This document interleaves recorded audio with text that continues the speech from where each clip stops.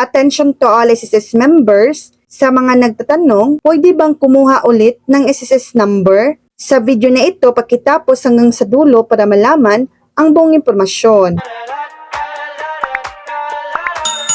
Kung tinatanong mo kung pwede bang kumuha ulit ng SSS number, narito ang mga importanteng impormasyon. Hindi po kailangang kumuha muli ng SSS number. Ang SSS number po ay permanenteng identification number na ibinibigay sa isang miyembro at ito ay ginagamit mo habang buhay. Kahit kailan ay hindi ito nagbabago o nire-reissue. Kung nakalimutan mo ang SSS number, hindi po nyo na kailangang kumuha ng bagong number.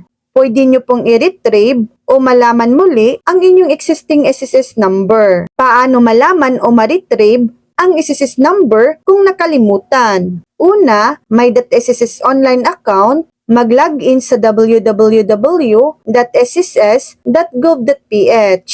Gamit ang user ID at password mo. Makikita doon ang iyong SSS number. Pangalawa, pumunta sa SSS branch, magdala ng valid ID at pumunta sa pinakamalapit na SSS branch para magtanong at ma-verify ang iyong SSS number.